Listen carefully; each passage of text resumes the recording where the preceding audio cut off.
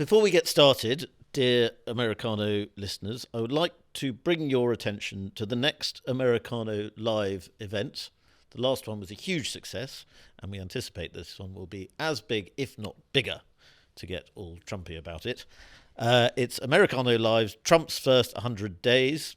I will be hosting it, and I will be joined by the great Lionel Shriver.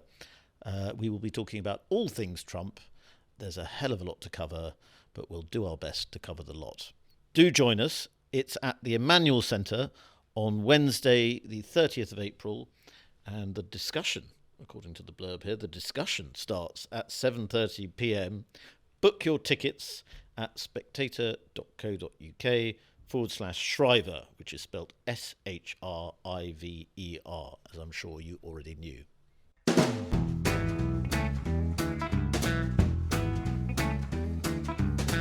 Hello and welcome to the Americano podcast, a series of discussions about American politics, power and prejudices. It is 2025 and Donald Trump is president once again of the United States. We will, of course, be following the moves of the Donald and his second administration very closely. However, it won't just be politics for us this year. We'll also talk a lot and cover American culture, life and the arts. I should also remind you, because my producer Natasha will not let me hear the end of it, that we are on Spectator TV. So head to our YouTube channel to watch that. Today on Americano, we are going to be talking about 23andMe, which is a DNA testing company that is in the news because it is facing bankruptcy. And the large number of users, and therefore the large amount of DNA sampling and data that it has, are potentially up for sale, which is raising lots of difficult ethical questions. And the story also raises lots of broader questions about DNA, genetics, and the future of our sort of bodily privacy, really. To discuss this fascinating and complicated subject, I'm delighted to be joined by two Davids, David Holtzman and David Carvalho, who both work for Naoris Protocol, which is a technology company that specializes in trust and data sovereignty. David Holtzman, I'll start with you. This 23andMe story, lots of journalism about it this week. Some people saying that 23andMe always exaggerated what it could do in terms of the science.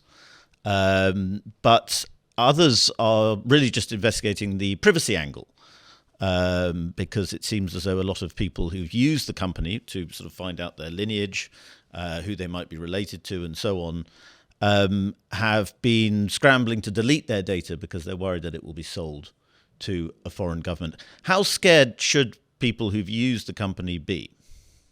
As soon as I read the article, I deleted mine. Yeah. And I put a note on social media that everybody I knew should delete theirs also. So you're right that the analysis that they do is highly suspect. I think they can identify ethnicity if there's a very clear gene, but I don't know if you've looked at what they claim they can do. They like whether you can blush or whether you like salty food or something like that. I don't believe any of that. But what they do have is raw genetic data.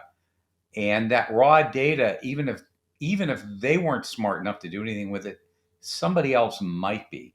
So if you take that raw data and give it to an AI, for instance, this is something AIs are really good at, and they're at pattern matching. And pharmaceutical and healthcare companies are using them now to do exactly this kind of thing, to find attributes of medicines and genetics that they didn't know were there. So that data could be bought and then used for that purpose. That's what scares me. And David Carvalho, this story touches on a really huge story that has sort of been bubbling away for a few years now, got talked about a bit during the COVID pandemic, which is the sort of global arms race for genetic data that is going on. And we know that China is very, very interested in extracting, absorbing as much genetic data as it can. How big a subject is it? Explain to our listeners a little bit what is going on with genetic data, what the potential risks are if a foreign state has huge access to the world's DNA. Right.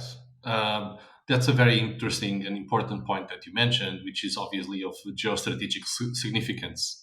And there have been interest in, how can I say, military use and nation state related power driven use of genetic data around, for example, bioweapons and things like this since probably the 80s, if not before, all the way to a number of leaks that have come out until very recently. For example, in 2021, there was a U.S. study that indicated that China's interest in genetic weapons it was partly driven by being left behind in other areas, but they have catched up in completely different areas like quantum, and even surpassed the U.S. in other areas that could potentially give them access to all kinds of data that they wanted, especially the quantum area, because it would allow for the breaking of encryption that's protecting all data anywhere for everything, including genetic data. But we have entered an era where the digital and biological domains have converged. So the malicious actor that could be a nation state in this case no longer needs to hack your computer. They could hack your cells, right? So there have been a number of, how can I say, very scary news that have appeared around not just kind of like approaches, or interests around the PLA, but also, for example, the Atlantic. I think back even, I think in 2017 or something, wrote something about the possibility of a virus targeting a certain ethnicity.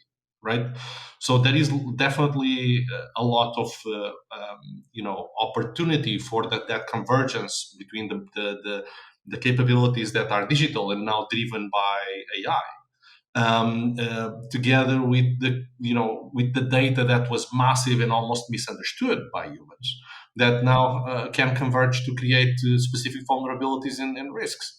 I would just mention very quickly that machine learning dramatically speeds, and I'm talking about orders and orders of magnitude, the identification of exploitable genetic patterns, for example, that could be used for different things.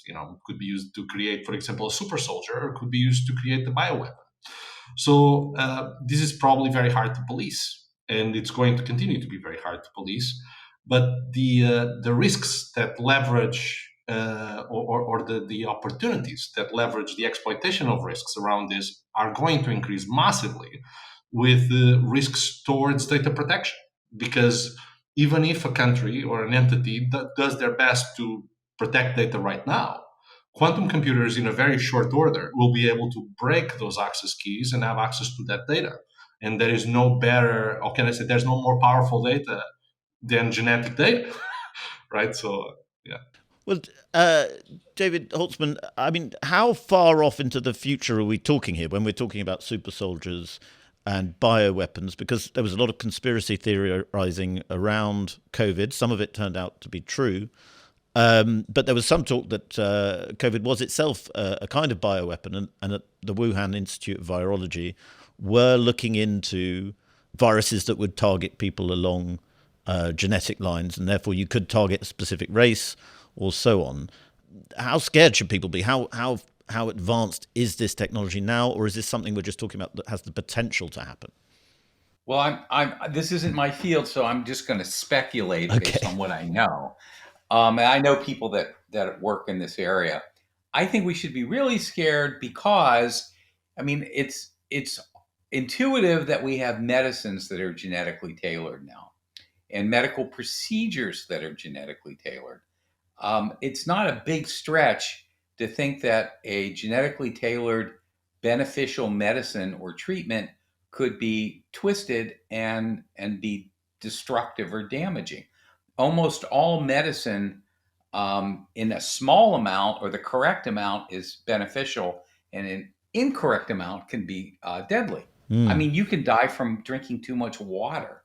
So if you think about it from that perspective, if there's let's just say the Chinese is a perfect example. Let's say that they wanted to kill the Uyghurs and create a some kind of virus and drop it in some of the villages that because and I'm just speculating here, but I would imagine the Uyghurs' genetic backgrounds probably look pretty different than some of the Han Chinese. Mm. So they could tailor something that would kill them and maybe not affect a normal Chinese citizen. You could see the same thing in Myanmar with the Rohingyas. I mean, there's a lot of cases where you have multiple ethnic groups in a country or in a political area that will probably be fairly genetically different, and you could kill them. I mean, even in the UK, I mean, there's ethnic backgrounds in the UK that Irish, for instance, that will show up on some gene tests. Mm. And David, see, even if it's not a case of something as sinister as bioweapons, there are also nefarious ways in which a hostile actor could use genetic data. One might be cornering the market in a particular type of drug, for instance. Am I right in saying that? Explain how that would work.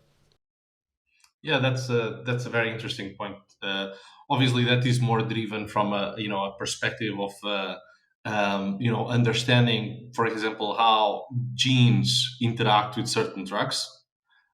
We all know that, for example, certain genetic structures or lineages deal, for example, with alcohol or with other areas in different ways, or with other risks in different ways. And of course, that can be used to, manipulate groups of people or bring them up or down in society. There's, this could be so to an extent the conversation that you were having before about, for example, bioweapons or engineered viruses, and so it's not very different than this. It just sounds like potentially a tool for an end, Mm. but the technical feasibility has been increasing. So this has turned, the gap between theoretical and practical capabilities is definitely narrowing. Yes. Of course, the AI acceleration has a big play on this. Machine learning speeds this massively, and this is mainly dual use research, just like most technology, right? Mm. So it can be used for good things, as you say, maybe a potentially good drug, all the way to genetic therapies that can lead to very bad things even down the line in generations. Of course, part of this is speculative, but there are legitimate medical advances that can be repurposed for harmful applications.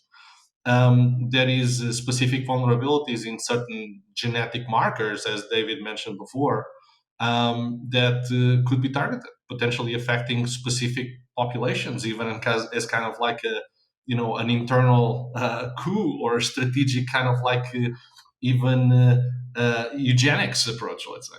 Mm. And obviously, there is this panic at the moment about 23andMe, which is a sizable amount of genetic data.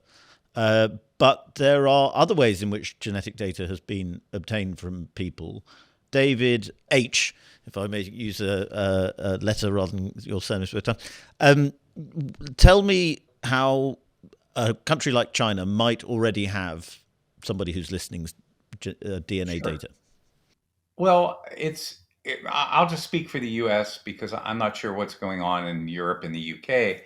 But in the U.S., it's not. If you go to a hospital and you have a procedure, it's not really clear what happens to material that's excised from your body during a procedure, because they hand you legal documents at the beginning that basically says you waive all your right and you let the hospital have whatever tumor they took out of you or whatever it happens to be. Well, that's genetic material. So if you took that material and did, a genetic analysis and then sold it to China, I'm not even sure it's illegal. And it certainly would be useful if you were trying to create these lists.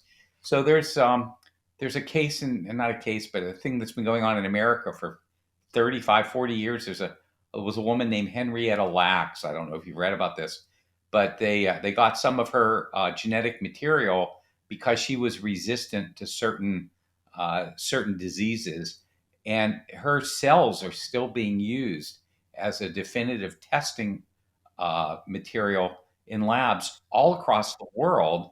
And her family's been suing for years, trying to get royalty payments because they're using their great grandmother's genetic structure. So, I mean, this is a good example of the kind of thing you could do with this. Yes. And for instance, if anybody has had if any woman has had a genetic pregnancy test, depending on what company they use, that could have ended up in the hands of a Chinese company, could it not? The laws in almost every country in the world are very, very weak about this. I think they're probably better in the EU than almost anywhere else, but they're still not very. In the US, they're not good at all, and it's just most people don't understand the damage that could be done by having your genetic material on the loose. Mm. So, what do you think if you were to prescribe policy, David C? What do you think would be a sensible Western response to this? Would it be to try and build up our own massive reserves of data and protect them as well as we can? Or do we just need to regulate it better so that individuals don't give away so much data? Yeah, that's a very good point. Obviously, if we're talking about actually stockpiling data, that's potentially a slippery slope. Of course, there are certainly strategic reasons to do so. Those have to be, of course, they are almost like at the under the surveillance or capability to manage it from the people that are in charge of it. So the context of how well it's going to be managed, it's probably completely connected to the reasons and for them to be pushed forward in the first place. But what we encrypt today will be decrypted tomorrow. Um, and with genomic data, this isn't just compromising your credit card. It's like compromising your biological blueprint for generations to come. And there's quite a bit more than that to say. So, for example, from a mass DNA collection, let's say to keep some kind of, as you say, a database of intelligence in this context. I would say this, mass database collection would be probably the most intrusive form of surveillance ever created, imaginable. I would say it would turn the very essence of you into a tracking device that could never be turned off. You can't cease being yourself. Um, so, I would say that all sensitive data is at risk. This is just another kind of sensitive data. We need to be aware of that. As such, I think Western governments, supranational organizations, and others need to come up with, and I would say the technology is there to come up with these solutions. 10 years, 20 years ago, not really. So we're still operating from a centralized mindset where, yes, it's my genes live with me in this specific example, and I send you a sample and you have my whole genetic makeup, and now you own it. Why? It's mine. I should own it. So there should be not only a regulatory effort made to ensure that, which basically needs to be updated because there's new technologies like, for example, quantum data protection or post-quantum encryption. There's blockchain technology that allows, in a very transparent way, for example, without revealing the data itself, for the data to be consumed, right? And you could still own it yourself, just like you cryptographically own, for example, a Bitcoin, right? You don't need a bank or a third party to do that for you. That's yours, right? That could be done for any kinds of data, and the genetic data or healthcare data could be held by, in a sovereign way by the individual. And the technology is there for that. It just needs to be a bridge between, or how can I say, the upgrade or update of these laws to actually support and enforce such capabilities, which have a lot of connection to the identity of the person. That also needs to be connected to these sort of systems. Again, the technology is there. What net needs to be is more investment. Again, this has very large strategic implications, but there is a timeline acceleration of, for example, quantum capabilities of countries that will make all of these obsolete in its current state. So there is a lot of, I would say, very large pressures to move forward from the risks that we're seeing now, mainly around, for example, data harvesting. So data is being harvested on the internet, maybe encrypted data. It's criminals in other countries are stockpiling encrypted data so that they can decrypt it in the future with a quantum computer or a quantum chip. And once that's harvested forever, and you cannot get it back, right? So there is an existential scale and risk here to actually take action very fast, because the confluence of data vulnerabilities or data protection vulnerabilities associated with the centralized ownership of data that not always has your best interests or the interests of the nation in mind. These things need to be taken care of. And I suppose it's one of those subjects where big tech, having such a big say in it. Obviously, 23andMe, for instance, was the CEO's Anne Wojcicki, who I think has left, but she's actually trying to buy the company back. She was the ex-wife of Sergey Brin, the founder of Google, very well connected in Silicon Valley, and obviously for all the plutocrats in charge of big tech, this is an area of tremendous interest because it intersects with, as you said already, AI and so on. Presumably there's huge amount of investment that could come in from them and the private sector. I suppose the debate will come in, to what extent should states and governments start sort of protecting the DNA of the individual?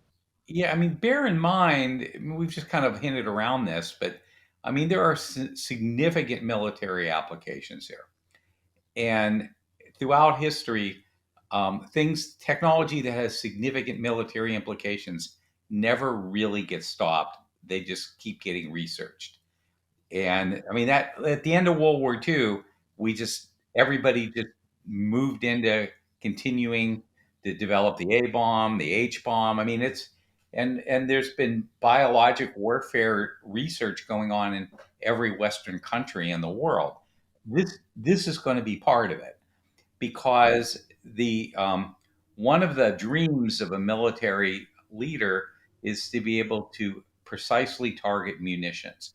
So that's why the neutron bomb was so potentially beneficial, because it would kill humans and I guess dogs, but it wouldn't affect the buildings. So imagine a neutron bomb that only affects, people of a certain ethnicity. Um, I can't imagine they wouldn't use it. If they had the ability, it would be discussed constantly, to be able to use it, to be able to drop a bomb that would wipe out, Sunnis, for instance. I can see it. I mean, I could see Iran doing that if they could. So this is the stuff, again, this is stuff that worries me. I don't think there are any laws that will stop it. And even if there were, the governments would ignore this anyway, all the governments, because it's just too valuable, a device for them. So everyone's going to keep researching it anyway. And the AIs are just going to make it easier because they're going to spot patterns. This is the same way AIs are being used for astronomy right now to find, quasars and exoplanets. They're just going through the data and looking for patterns. It's really the same problem. So, Well, these are terrifying, apocalyptic thoughts. But I wonder whether you could just advise, lastly, if you could just advise either of you, somebody listening, what can you do to protect your genetic data? You have to insist if you go into a hospital. What are the sort of procedures in place in America or elsewhere? No, I can say a little bit about that. Of course, I'm not in the US myself, but David will be able to speak about that on that side. But I think we stand at a crossroads right now. I mean, obviously, as mentioned by David, governments are going to exploit any laws, and laws are a best practice or a best effort approach to actually managing things, so that we live in a rules-based order. But when countries actually push their own power, of course, they're going to go around them and ignore them. And that's happening right now in regards to AI. It's happening right now in regards to many areas. And this is just another one. But as people, we need to be conscious of this and do our best effort to actually not just ask politicians to push these best effort approaches forward, but also choose well and really boycott spaces that don't protect our data properly or that don't have any effort around actually making that data ours. because it is ours. We're just giving it away. And just like most platforms online, if you are not paying a lot of money for it, you're probably the product. In the case of genetic context applications, you're paying for it and you're also the product. It's your genetic data. But we stand at the crossroads right now. I think one path leads to a future where genomic data empowers health without compromising privacy, and another path to a surveillance state written in the language of in this case, of genes, of life itself, right? So the infrastructure we build today and the laws we try to push forward are going to determine which path humanity will take. So I'm a little more cynical than that. And I mean, I worked for intelligence agencies, I worked for the government, major companies, and I believe people and institutions will figure a way around any rules that get created. And I've seen this in the privacy. I wrote a book 13 years ago called Privacy Lost, and I predicted a lot of this stuff that's happened. I have no faith in anybody creating and upholding laws that will protect this. But I think we need to go through the effort in Western countries. And I think but what's really important isn't the law. What's really important is the punishment. So in the US, for privacy violations like data breaches, Equifax or some of the really huge breaches that have had over 100 million people, that have been affected by these data breaches, the penalty, if it's like $1 million, $2 million for these big companies, that's change. It's not punitive. It would be like me at this point having to pay a $2 speeding ticket and having that actually change my behavior pattern. So if you want to change these people in these companies, fine them $100 million. I mean, have a sliding scale of punitive actions for breaches. And quite honestly, and I probably shouldn't even say this, but if that doesn't work, I think people will have to take matters into their own hands. And there's an awful lot of, I guess, for lack of a better word, I would say crypto vigilantes who you always see whenever something like this happens. They seem to like the people are going after Elon Musk and Tesla right now. I mean, there are people in the grassroots that will come up and try to right the balance. That's where I think this is going. Well, it's an extremely fascinating subject, and thank you both for shedding some light on it. Thank you for listening to that episode of Americano. I hope you enjoyed it. If you did, please leave a review on whatever platform you are watching or listening to it on. We prefer positive reviews, although some constructive criticism is also welcome. I'd also urge you to sign up to the Americano newsletter, which I write every week, comes out on Thursdays, and people seem to be enjoying it so far. Thank you very much to the audience. Thanks also to my producer, Natasha Feroz, for doing such a wonderful job. And speak to you next time.